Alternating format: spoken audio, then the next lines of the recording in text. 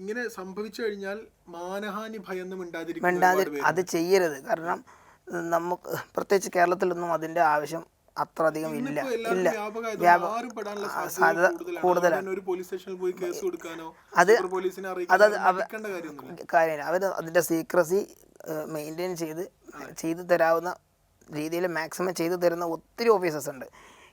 നേരെ തിരിച്ചുണ്ട്. ഞാനത് അപ്പോൾ എല്ലായിടത്തും അത്തരം കുറച്ച് റിബൽസ് ഉണ്ടാവുമല്ലോ.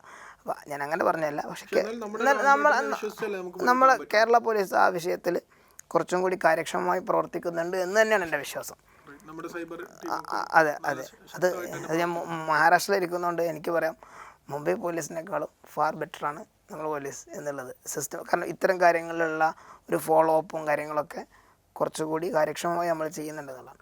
അപ്പോൾ നമ്മൾ ഇത്തരം സമയത്ത് നമ്മൾ ഒറ്റയ്ക്ക് അനുഭവിക്കാതെ ഈ സിസ്റ്റത്തിൽ നിന്ന്, ലോ ആൻഡ് ഓർഡർ സിസ്റ്റത്തിൽ നിന്ന് നമ്മൾ കൂടുതൽ പ്രതീക്ഷിക്കുക. കാരണം അവർക്ക് കൂടുതൽ നമ്മളെക്കാളും ചിന്തിക്കാനും സാധിക്കും. നമ്മൾ ചിന്തിക്കുന്നതിൻ്റെ അപ്പുറത്തേക്ക് ചിന്തിക്കാനും സാധിക്കും. അത്തരത്തിലുള്ള ഓപ്പറേഷൻ പ്ലാൻ ചെയ്യാനും സാധിക്കും.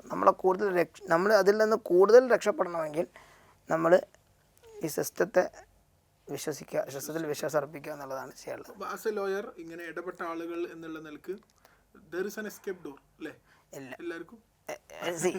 എല്ലാവർക്കും എന്നല്ല, പക്ഷെ ഇങ്ങനെ സിസ്റ്റത്തെ വിശ്വസിച്ച് മുന്നോട്ട് വരുന്ന ആളുകൾക്ക് ഒരു പരിധി വരെ രക്ഷപ്പെടാൻ സാധിക്കും. ഒന്നുമില്ലെങ്കിൽ പോയത് പോയി, ഇനിയൊന്നും പെടാതിരിക്കാൻ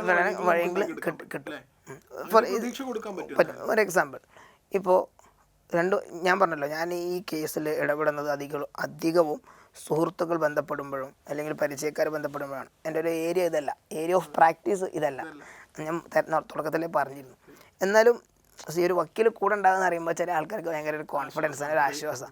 അപ്പോൾ ചില സമയങ്ങളിൽ നമ്മൾ അടുത്ത സുഹൃത്തുക്കൾ വരും. അപ്പോൾ എൻ്റെ ഒരു സുഹൃത്തിൻ്റെ സിസ്റ്റർ, അവളുടെ ആങ്ങളോട് ഇത് പറയരുത് എന്നുള്ള കണ്ടീഷൻ വെച്ചിട്ടാണ് എന്നോട് പറയുന്നത്. കയ്യിൽ നിന്ന് 50,000 രൂപ പോയി.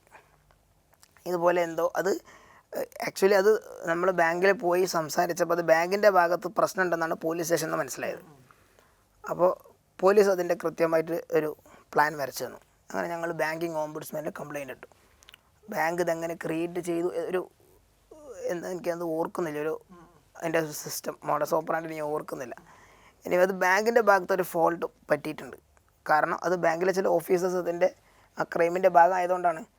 അങ്ങനെ അത് ഓംബുഡ്സ്മാനിലെ ഫസ്റ്റ് സിറ്റിംഗ് കഴിഞ്ഞു. രണ്ടാമത്തെ സിറ്റിംഗ് ആയപ്പോഴേക്ക് ബാങ്കിൻ്റെ ഭാഗത്തുള്ള മിസ്റ്റേക്ക് ബോധ്യപ്പെടുകയും ബാങ്ക് ആ ഫണ്ട് റീഫണ്ട് തരികയും ചെയ്തു.